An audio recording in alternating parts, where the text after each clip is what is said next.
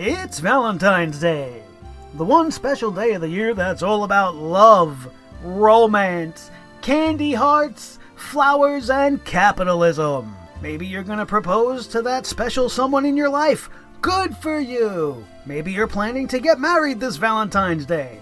Even better. But let's stop kidding ourselves. Mostly Valentine's Day is about that time with your boo and getting it on. Sweet, sweet, sexy time. Unless, of course, you don't have a special someone to share the day with, in which case you probably hate Valentine's Day, you hate everything about it, and you want to take those of us that are happily in love and take our faces and shove it in some Valentine's cake. Everyone celebrates in their own unique way, and in 1999, the WWE was still the WWF.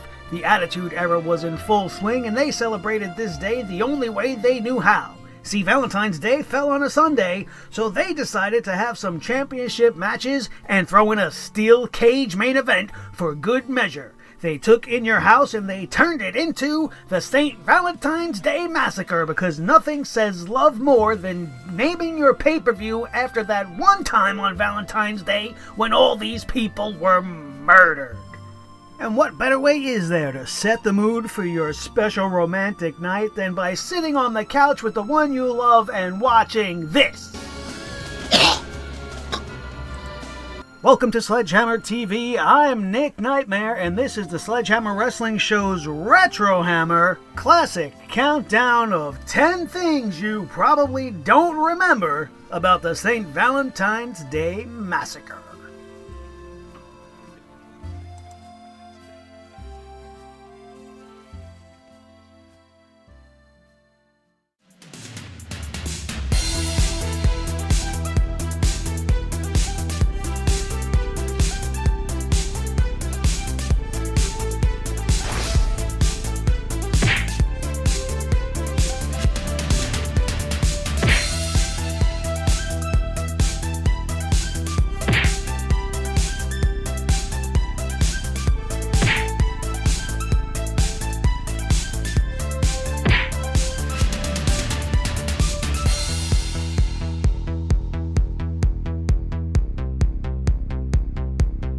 Before we get started, if you have a good time here with us at Sledgehammer TV today, don't forget to hit that like button, as it really helps us out a lot. Leave a comment in the comment section, and be sure to subscribe and stay notified for more great wrestling content right here on the Sledgehammer Wrestling Show. Number 1, Blue Dust. Everyone remembers the Blue Meanie, but do you remember Blue Dust? Probably not. This show opened up with Goldust versus Blue Dust, a living, breathing, walking Academy Award with gender issues versus an ECW character inspired by a 1968 Beatles album who's impersonating Goldust. Wrestling is weird! As if the Blue Meanie wasn't weird enough, he felt it necessary to cover himself in blue paint and try to get into Goldust's head by making us all want to throw up in our mouths just a little bit. Number 2, making hardcore history.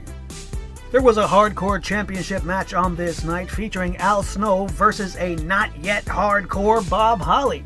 This would be the first time ever that the hardcore championship would be defended on WWE pay-per-view, and would go on to set the bar for everything that the hardcore vision would become in the years to come.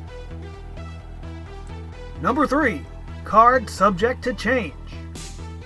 Going into the St. Valentine's Day Massacre pay-per-view, the hardcore champion was actually the Road Dogg Jesse James of DX, and was scheduled to defend the title against Al Snow at the pay-per-view. Road Dogg was removed from the match due to a storyline injury and would be replaced by Bob Holly, who would go on to win the Hardcore Championship on the banks of the Mississippi River, and the character of Hardcore Holly was born. Number 4, I don't get it. Do you remember Midian?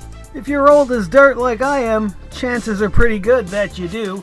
Do you remember that time Midian came down to the ring with a human eyeball? If you're old as dirt like I am, chances are pretty good that you do. If you're old as dirt like I am, chances are pretty good that you do. Opens up a whole lot of questions. Where did he get this eye from? Why did he want a human eyeball? And most importantly, who did this eye belong to in the first place? These are things we will never come to know even to this day, which is probably why you don't remember it, so let's go back to forgetting all about it. Number 5. Friends in No Places. Remember the Big Boss Man? Of course you do.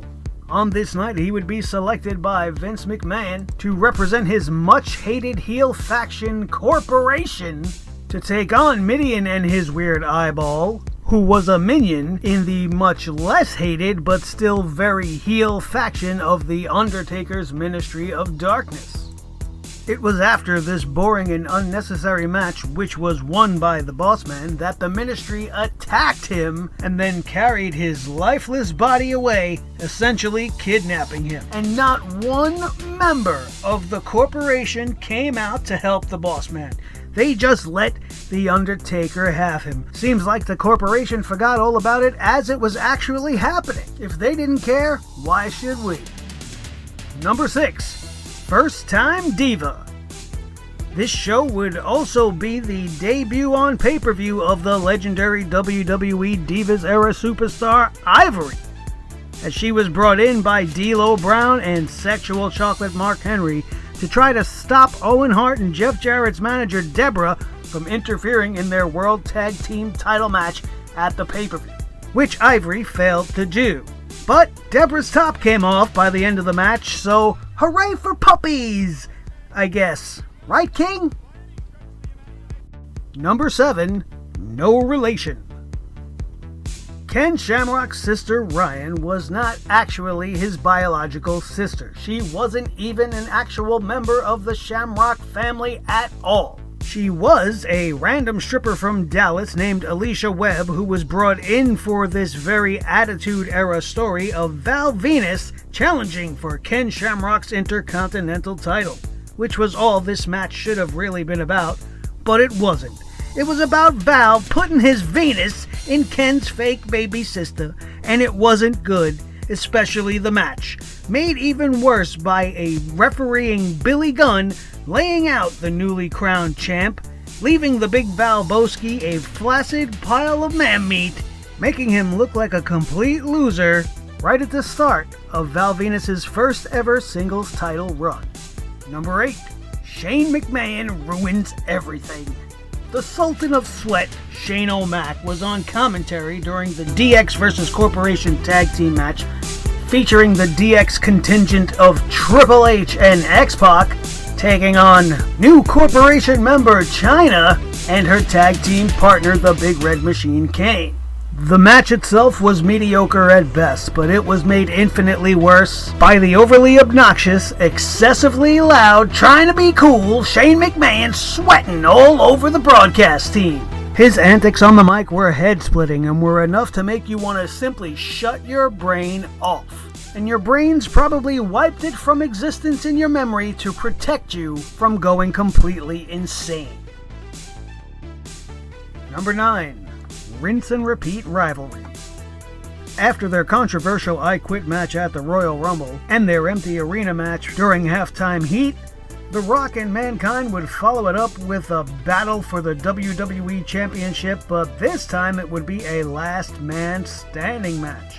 This would be the third straight championship match between these two men with a similar type of stipulation. Making it even worse, all 3 matches took place in a span of about 5 weeks. I would say third time's the charm, but this match ended in a draw and still had no winner, so we were destined to see these two fight again, which honestly isn't a bad thing because The Rock vs. Mankind's rivalry during the Attitude Era was one of the best things going at the time. Number 10. Vince breaks his ass.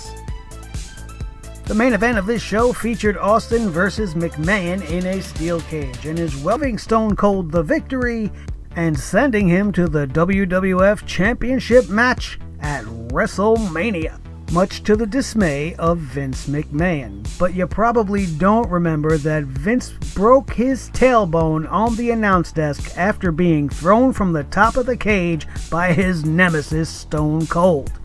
He also would go on to finish the match after doing so. Talk about leading by example, that tough son of a bitch old man.